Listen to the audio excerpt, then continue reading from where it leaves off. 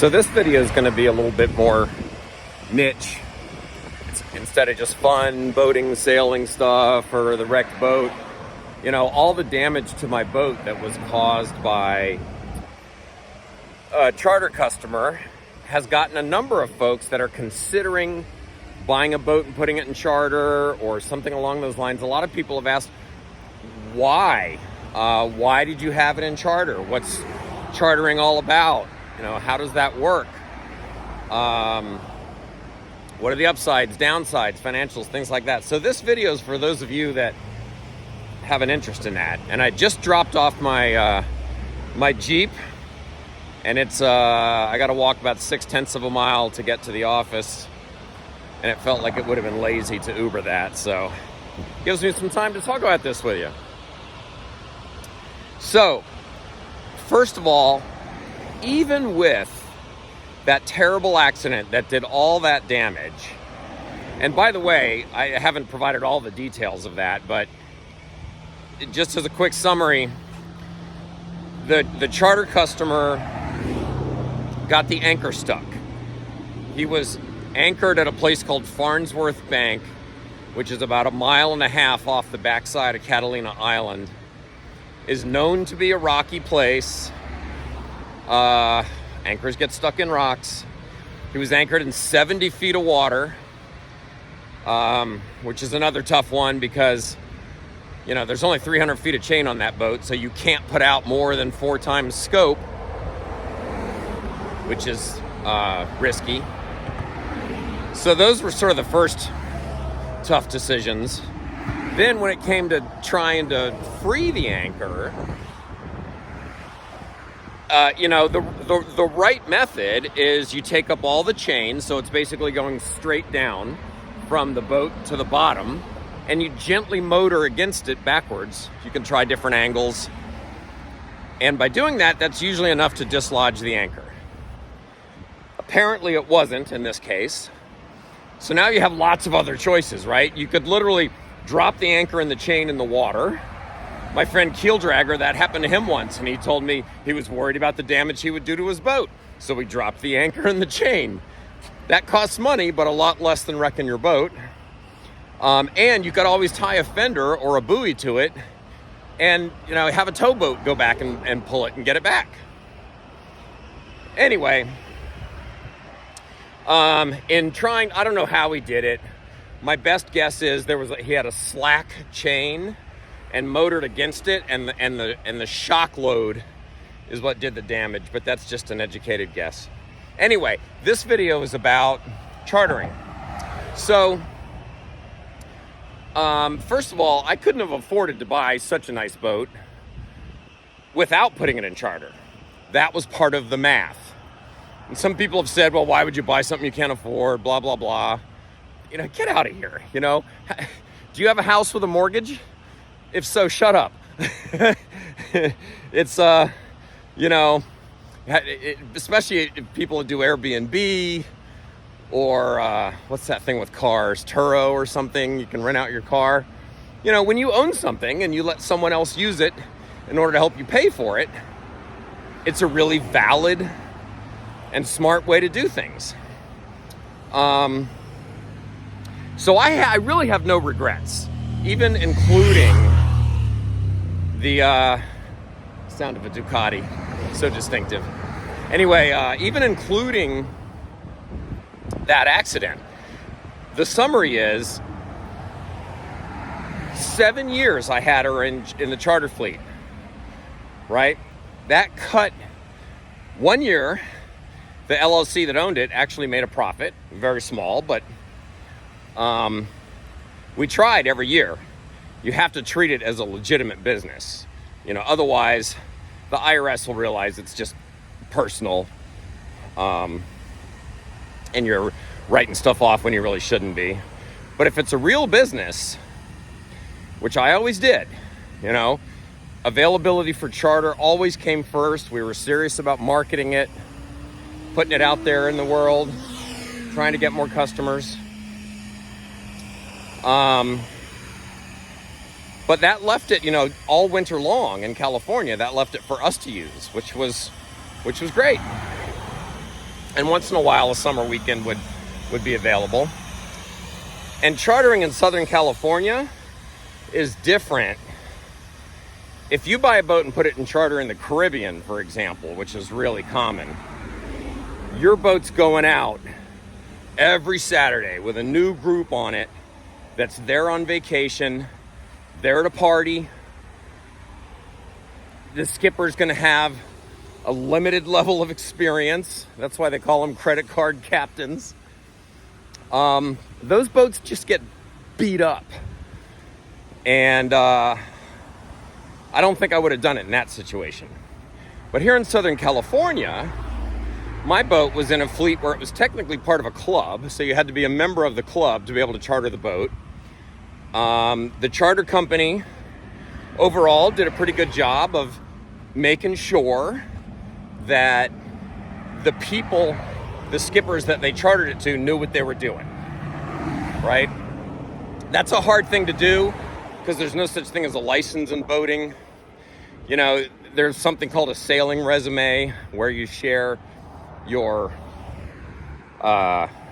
experience, you know, how many boats you've sailed, their sizes, you know, where you've been the skipper, how much time you've got behind the helm, things like that. But ultimately, it's a judgment call. And they did a pretty good job of making sure knuckleheads, you know, didn't get a hold of my boat. And we turned away, you know, one case we turned away a bachelor party that just seemed like a good idea to say no to. Anywho, here in Southern California, my customers were almost all families where, you know, usually the dad was a guy who loved to sail, and they could go out for a 3 or 4 day weekend with the family. Dad would get some sailing. They would anchor or moor somewhere. The kids could swim. Mom can lay in the sun, whatever. Family's having a great time. Everybody's getting what they want. And it's a family group that, in almost all cases, took really good care of the boat, was very respectful with it. And the boat's going out for 3 and 4 day weekends. It's not going out Saturday to Saturday all year long. So the level of wear and tear is way less. And, you know, over the 7 years, basically had, you know, some nicks and scratches, some minor damage, some lost fenders here and there. Nothing terribly major until now. So that was just really bad luck. And in a way, honestly, part of me feels like that was God's hand. You know, I felt the work of God in that. Sometimes he sends messages in hard ways. But one thing I figured out through that process was I went down the rabbit hole on anchors, because now I need to buy a new anchor. And what I figured out is that I needed to buy a new anchor anyway. The one I had on board was really not heavy enough with enough holding power for what we're about to do over the next 5 years, circumnavigating the globe. So I wouldn't have discovered that maybe if this didn't happen. And I think it was also God saying, hey dude, slow down a little bit. Make sure you've got everything put together, not only with our safety equipment and our knowledge and our training, but even in Meghan and our relationship, Meghan and my relationship. You know, we're gonna go live on a boat together and deal with stressful situations. So getting everything in order with that, really being able to look each other in the eye and say, hey, I love you. We're here for each other. Let's go do this where we can count on each other. You know, she says to me many times, I'm putting my life in your hands, and she's not wrong. There's truth to that, both legally and morally. And so anyway, I really feel like that was God saying slow down. And at the end of the day, you know, financially it's terrible, but it'll work out. So anyway, I'm kind of yapping here. Charter-wise, so I had my boat in charter for 7 years. Most years, the charter revenue came really close to paying for the total ownership of the boat. You know, so it would cost me, you know, maybe $15,000 over a full year to own that beautiful boat. Sometimes more, sometimes less. But I mean, that's a pretty good deal. And as long as you treat it legitimately like a real business, you're putting the boat out, you're marketing it, you're spending money on it to make sure you're maintaining it, keeping, rigging and all the new stuff. When charter customers get on board, they expect the electronics to work, they expect the rigging to be nice, right? And I always did that. And, and that's the trade-off. And so in exchange, basically, for a few little nicks and stuff here and there, and Megan used to laugh at me because I'd get back on board and I'd be annoyed that things weren't the way I like. The lines aren't coiled the way I like. The settings on the chart plotter are not the way I like. Well, that's stuff you're going to tolerate because you're sharing your boat with other people, and they're helping you pay to own it.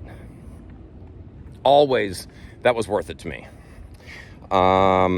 Even with, even given the recent accident. So that's how I would summarize the whole charter experience, really, to me it was worth it. I don't think it would have been worth it if it was in the Caribbean and it was going out just getting beat to death. Those charter boats get beat up so bad. But I kind of think of this as kind of charter light. It's going out on long weekends. It's going out with family groups. It's going out with more experienced sailors, because it's not just knuckleheads that flew to the Caribbean for a sailing vacation. It's people that are serious enough about sailing that they want to do it near where they live.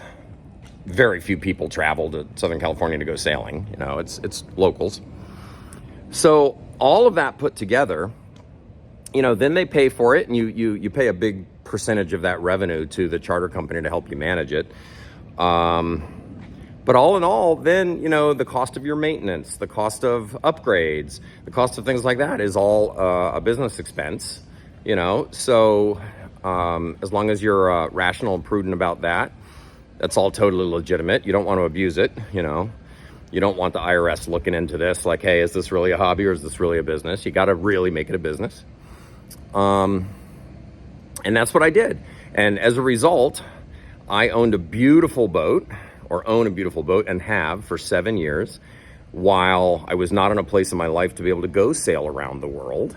And now my kids are grown, they're in their 20s, they're out, they each got their own place, they're doing great, I'm proud of those boys. I have, Megan, I just love her, we get along great. We're scaling the business back so we can go do this. So now, I'm still young enough and healthy enough that I can go do this. I'm not old and frail and weak yet. So all of those decisions put me in this place in my life where I can now go live my dream, sail around the world, live on the boat with the woman I love. It's incredible. And it was really years and years and years of planning and smart decision making that got me here. So that's the way I would, if you're thinking about chartering a boat, that's the way you ought to think about it is, what kind of charter is it going to be in? Can you trust the charter company to make good decisions about who they let take your boat? And another key thing with boat is it's very different than renting a car. When you rent a car, you have to prove to them that you have insurance. And then if you wreck the car, it's your insurance that's paying for it. You're on the hook. With boat charter, it's different. And this is something I really didn't fully appreciate until this most recent accident, is that, the charter customer's on the hook up to a certain level, and that's defined in the contract. And it's not a very big number in general. So if they do a lot of damage, they're on the hook for that set number, and anything above that goes on the owner's insurance. So you got to be aware of that. This one was above that number, but it was far enough below it that I decided not to file an insurance claim.